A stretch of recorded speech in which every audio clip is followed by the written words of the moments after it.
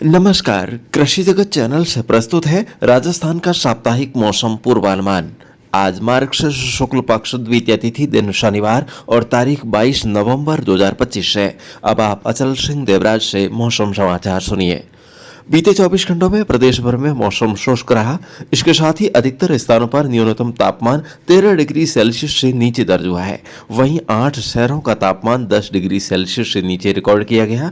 पंजाब की तरफ लगने वाले कई इलाकों में सुबह के समय हल्के कोहरे का असर देखा जा रहा है। सर्दी से बचाव के लिए लोग अब अलाव का सहारा लेते हुए नजर आ रहे हैं। बढ़ते हुए सर्दी के असर को देखते हुए शिक्षा विभाग ने इस बार सभी सरकारी और निजी स्कूलों में सर्दी की छुट्टियां अगले महीने की 25 तारीख से 5 जनवरी तक रखने की घोषणा की है।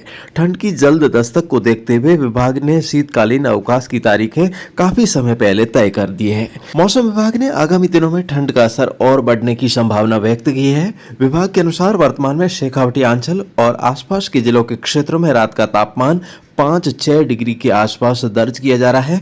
वहीं शेष भागों में भी न्यूनतम तापमान 7 से 15 डिग्री सेल्सियस के बीच दर्ज हो रहा है। इसके अलावा दिन का तापमान भी अब 30 डिग्री सेल्सियस से नीचे दर्ज होने लगा है, जो रबी की जीरे की फसल के अंकुरण के लिए उपयुक्त माना जाता है।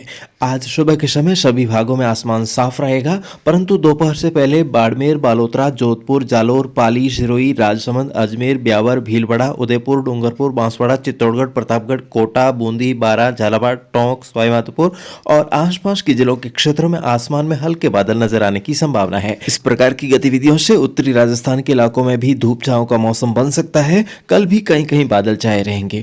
बंगाल की खाड़ी में आज बनने जा रहे कम दबाव के क्षेत्र के असर से अब लगातार 7-8 दिन प्रदेश के कई भागों में बादलों की आवाजाही रहने की संभावना है, परंतु कहीं कहीं बारिश होने जैसा मौसम बनने के बावजूद भी बारिश होने की संभावना काफी कम है। अधिकांश स्थानों पर मौसम शुष्क बना रहेगा। दिसंबर माह की शुरुआत में भी मौसम का मिजाज बदला हुआ रहेगा, जिससे बादलवाई और दक्षिणी पूर्वी राजस्थान के इलाकों में हल्की बारिश या बूंदाबांदी की गतिविधियां होने के आसार हैं।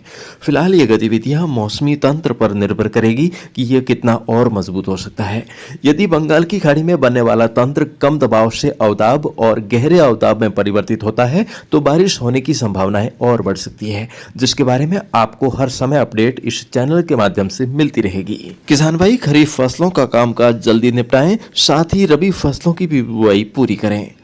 और यदि आप अपनी फसलों का उत्पादन बढ़ाना चाहते हैं और कम लागत में अधिक मुनाफा पाना चाहते हैं तो रासायनिक खाद की बजाय जैविक खाद जरूर अपनाएं, जो आज के समय की मांग है। किसान साथियों, ये खाद मिट्टी में कई समय से पड़े अघुलनशील फर्टिलाइजर को घोलकर फसलों को उपलब्ध करवाता है, साथ ही मिट्टी की गुणवत्ता में सुधार करता है, मिट्टी के पीएच लेवल को संतुलित रखता है और मिट्टी को नरम और भुरभुरा बनाता है।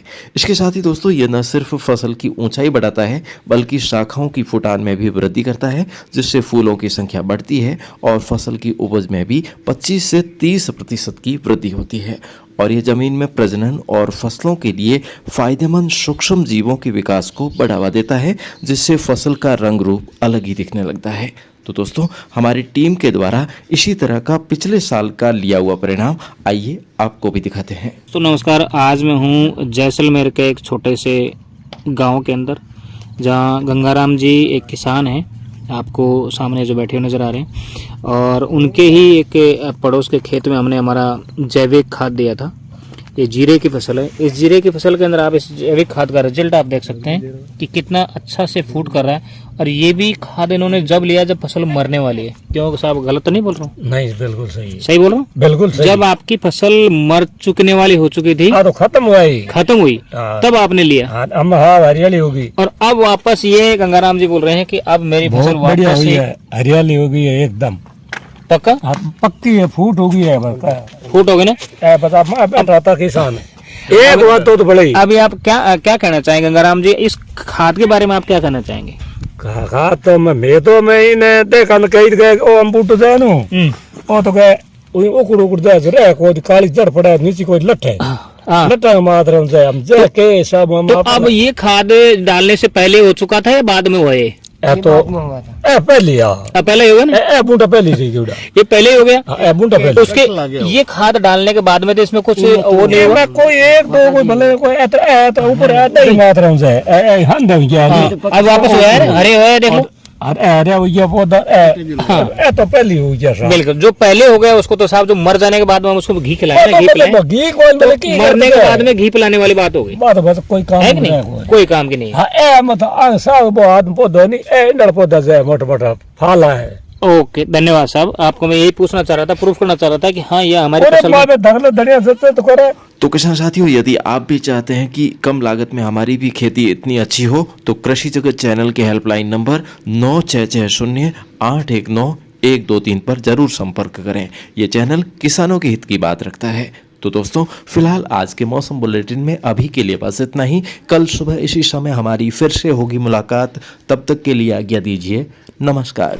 कृषि सलाह और लाइव मौसम खबर के लिए कृपया हमारे कृषि जगत चैनल को सब्सक्राइब करें और बेल आइकन दबाकर हर अपडेट पर नजर रखें। धन्यवाद।